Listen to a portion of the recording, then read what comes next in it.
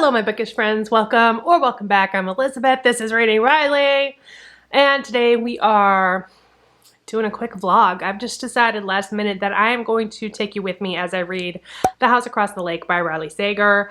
I figure, you know, this one's really anticipated by a lot of people. If I'm gonna vlog anything right now, it should be this, because I'm sure like it just came out today. Today is June 21st, and I think there's probably a lot of you that are gonna want to know if you're gonna wanna pick this up or not. And so I figured, you know what, I'm here for you. I got you. And I don't know what that motion was. That was weird, sorry. Already awkward. Let's do this. And so yeah, I'm vlogging it. It's just gonna be this book. This is the only book it's gonna be. So yeah, okay, so here's my experience with Riley Sager. I tend to like the books that a lot of people don't like of his for some reason. I'm not like a super fan of Riley Sager, but I tend to enjoy his books. So I've read all of them. I have them right here actually. They're up there. Can you see them? They're up there. Anyway, why did I do that? Why am I so weird? Okay. So I've read all of them except for The Last Time I Lied, which I started a couple times and never finished. I ended up DNFing it. I may pick it back up again in the future. I don't know. It's just one of those that like some people love it, some people hate it. I wasn't feeling it, so I put it down. But my favorites of his are Between Lock Every Door and Final Girls. A lot of people really, really love Home Before Dark. It's not my favorite of his. I liked it. I think I gave it 4 stars. There's nothing wrong with it. Nothing that I don't like about it. Just not really my energy, my vibe that I typically like in my thrillers. Horror, thriller, whatever that one is. I really liked Survive the Night. I gave that one 4 stars. I typically give his books 4 stars. Therefore, I am guessing that this is going to be a 4-star book for me as well. I'm only like a couple of chapters in right now. I have the audiobook. I do not have the physical book, but off the bat, the audio narrator is really annoying me. The voice of the audio narrator is really, really probing into my brain. So I'm just trying really hard to stay objective. It's one of those instances where I almost wish I had a physical copy, although I'd probably still listen to the audio anyway because I got stuff to do around the house. What is this book about, you say? Who is Riley Sager? Well, this book is called The House Across the Lake, and we're following these 2 women, really, as far as I know so far. I've never read the synopsis for this, so what I'm giving you is just from the first 2 chapters that I've read. It's a dual timeline. We start out in the present. We have this woman, Casey, who is a troubled actor. Her mother was a famous musical theater star, and her husband drowned in this lake where she has summered for years. It's in Vermont. Just over a year ago, her husband drowned, so she's kind of going through it. She's grieving. She's by herself. She's a big drinker. She's a whiskey girl. Feel you, sister. So in the present tense, she is being interviewed by a police officer. We gotta find Catherine. Catherine's missing. And the officer is like, where's her husband? Do you have anything to do with this? I know you're worried about Catherine. And she's like, nope. I don't know. Then immediately the officer leaves and she has this man, Catherine's husband, held captive in her house. Then we flash back to where Casey is meeting Catherine for the first time. She sees her drowning in this lake that she lives on. Catherine lives across the lake. She is a famous ex-model. Her husband is some like social media mogul guy. They're all rich. Everyone's rich. She sees Catherine drowning and saves her life. And that's how they meet. That's their meet cute. It seems like where this is going is that Tom, the husband, I think is going to be abusive.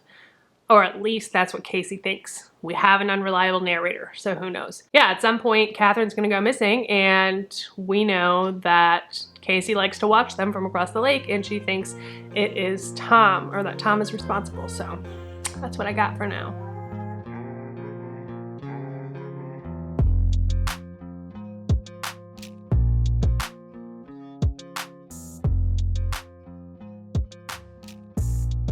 Do you ever watch a TV show and they're doing something and you're like, I really want to do that right now? For example, when I was obsessed with Mad Men and they were constantly smoking cigarettes, it made me crave a cigarette so bad watching that show. Reading this book, listening to this book is making me crave wine. So I had to actually stop, went to the store and got a glass of wine because Casey keeps drinking. I don't have a $5,000 bottle of wine like she does. But you know what? I feel like we're having a glass together. And I'm enjoying it. I'm also eating my dinner right now. We've meal prepped for this week. We're trying something new. It's fine. But the book is getting good.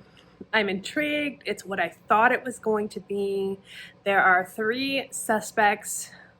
Obviously, Casey thinks it's Tom, the guy across the street. Catherine just went missing. Casey is kind of drilling him about like what happened, and she's catching him in lies. And he's like, oh no, she went back to New York. I'm invested at this point. I am in it. I'm having fun. I'm having a good time. So the narrator is not bothering me anymore. I guess I've kind of gotten used to it, but she sounds older than how old Casey's supposed to be. She's supposed to be 36, I think. So I think that's part of the reason it was bothering me. But I've acclimated, which is good. It's moving fast for me right now. I don't even know where I'm at, but it feels like the pace is nice and quick. I'm invested. I like our main character. Let's keep rolling.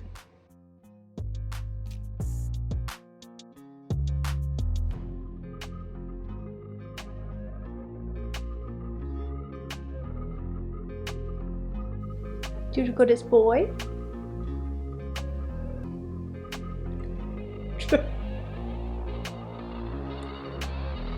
We took a boy. You don't do it. What? What you do it? Listening to my book.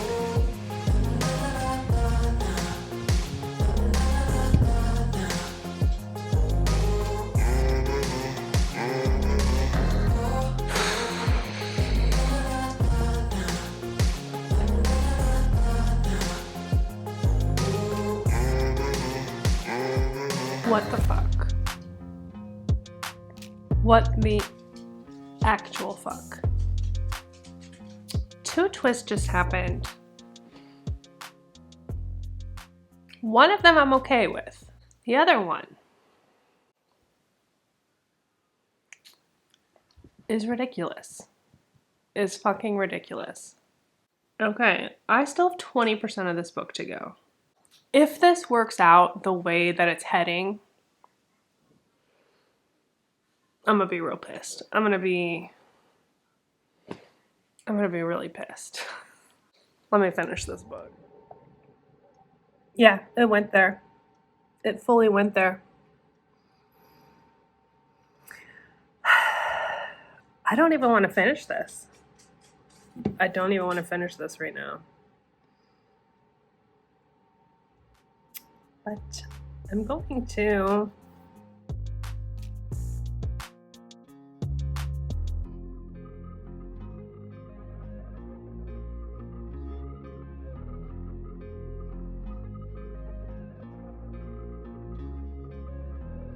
I've just finished. I'm emotionally and physically drained. And I'm fucking angry. I read this with several people in a Discord group buddy read. Thank you, by the way, y'all, for inviting me to that. But I hated it. But everybody else seemingly has liked it so far. So don't count this out. I cannot tell you literally anything that I hate about it without spoiling you. I would suggest reading it, finding out for yourself if this is something you love or hate. I think this book's gonna be very divisive. Like, I'm angry. I don't know what to rate this. I instinctively want to give it 1 star because I'm so mad. But, you know, maybe I liked the first 75% of this book. Ugh. It was here on the cliff, and then at 75%, it just went like Wile E. Coyote style, just off the fucking deep end. So ridiculous. So ridiculous. I mean, so ridiculous. Do not, okay, I'm gonna have to do a spoiler section. I'll separate this in the chapters. You can click forward to the end of this. I'll also put a spoiler bar up here so you're not spoiled unintentionally, but if you wanna know my spoilery thoughts, just hang in for a second because I'm about to get into it because I can't. So this is your last warning. Skip forward if you don't want to be spoiled because it's happening right now. The good reveal, let's start with the good reveal, is that her husband was the serial killer that killed these 3 girls. It could have just been that. It could have just been that. You should have left it at that. The shitty reveal is that Catherine is now possessed by Casey's dead husband. Oh my God, I can't. The lake is magical. The fucking lake is magical. His soul stayed in the water, like drops of bourbon in the water. I can't. And then when Catherine was in the lake, he just sucked his soul right into her body. Okay, first of all, do not put me in a thriller thinking I am in real world danger scenario and then have the twist be fucking paranormal. If you're gonna have it be paranormal, I need it set up that way and I need the creepy vibes. That's what I want from a paranormal book. I don't want that from my thrillers. I want the fear of man. I want the psychological aspects. I don't want possession. I think this was not a smart move for Riley Sager because now he seems like a fucking trickster. A trickster. It felt cheap. It felt desperate. It would have been good without all that. Just the husband being the killer would have been good. And the fact that Tom was actually poisoning her, but it was unrelated. Like, that would have been good. What is this lake? What is this lake? Why is it a magical lake? It's the goddamn fountain of youth. It makes no sense. And then she goes in, she comes out, and her first thought is, I don't even want alcohol anymore. And it fucking cures her of her alcoholism? It doesn't. Like, it goes on to explain that it doesn't. But, like, still, she gets out and she's like, I don't need it now. No, I hate it. I hate it. And then, stop killing people in the lake. Okay. All right. Rewind real quick. Casey, you know at this point that the only thing that will not actually kill your husband is to kill yourself in this goddamn lake. And so you're in a situation where you're possessed by your husband's spirit, his soul, his ghost, whatever. And your solution for that is to drown yourself in the lake. Where's the logic? Where is the logic? Where's the where is it? Where did it go? Where's the logic? It makes no sense. And then Catherine somehow saves you? Because he decided last minute he was gonna right out of your body and go back into the lake, and Catherine's like, hey, thought you were dead. This is awkward. This feels like it's happened before. Is this deja vu? I don't understand. Why? Why? Stop trying to kill people in the fucking lake. You know they won't die in the lake. And then Tom, okay, I'm not clear about my facts here, but didn't she say at the very scene, the end scene where Tom is attacking her in the lake, and she's like, oh, and then Wilma showed up, and then he's bleeding, and she pulls him out of the water, because then she's like, hey, I don't want you to stay, because her husband's in Tom now. I don't want you to stay, so let me pull you out of the lake, just off the shore. But she said the police had shown up, didn't she? And then she just cuts his neck open. There were no ramifications for that. The police witnessed her. The police who she's lying to, who she's not going to tell them that there's this possession shit going on, see her pull his half-dead body out and then intentionally murder him. And she doesn't have to explain that? I don't know, y'all. I just can't. Like, I'm so mad at this book. Don't do that to me. Don't pretend it's real life and have it be speculative and have it be paranormal. Ugh, and I can't even warn anybody about it. It's so frustrating. The whole rest of it, after that reveal, I cannot tell you how many times I rolled my eyes. Just eye roll after eye roll after eye roll. Like, you have to set up the world like that. It just feels cheap. Okay, I'm gonna end. That's all for the spoilers. You know what? I'm glad I did a spoiler section because I got that off my chest. Because I just had to verbal diarrhea that shit. I don't like this book. I'm giving it 1 star. I'm fairly certain that's where it's gonna stay. I'm sorry, Riley Sager. I have liked nearly all of his books. I am the one who, when everyone's like, we don't like it, this book sucked, I'm like, no, that was a good time. I had fun with that. I can't continue doing that now. It's over. We're breaking up. I'm not saying I'm not going to read another Riley Sager, but I'm certainly not going to pick it up on release day if I do. Oh, Jesus. Why? Just why? So I predicted this was going to be 4 stars. I was wrong.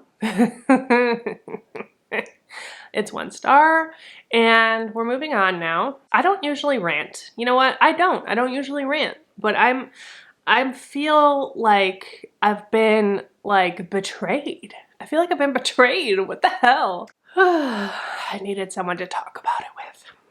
If you guys want to comment about spoilers in the down below, make sure you put spoiler bars down there and we can talk about it, but just give it a bunch so nobody gets spoiled, because I don't want to spoil anybody unintentionally. I do think that, you know, some people like this book. From what I'm hearing, some people are liking it.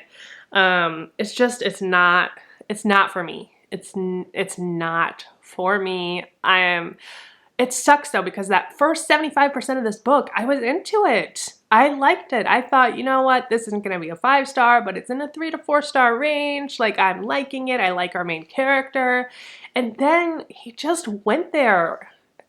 And so I can't. I'm mad. Let me know if you've read this. I mean, it came out 2 days ago. Yesterday? Came out yesterday. It came out yesterday. So you probably haven't read it yet, but when you do, come back and go to the spoiler section and let's chit chat, because I gotta know if this is okay with you guys too. It's not okay with me. I saw Mikay was posting about it on his Instagram, and I was like, oh, he's being dramatic. I'm sure it's fine. I'm gonna still like it. No, he was not being dramatic. He was not being dramatic. Okay, that's it. I'm done. Thank you guys for hanging out with me. Hopefully this was entertaining for you, because I feel like I just ran an obstacle course. Ay, ay, ay. I need a drink now. I will see you guys next time. Don't forget, life is short, so read Riley. Cheers. Bye.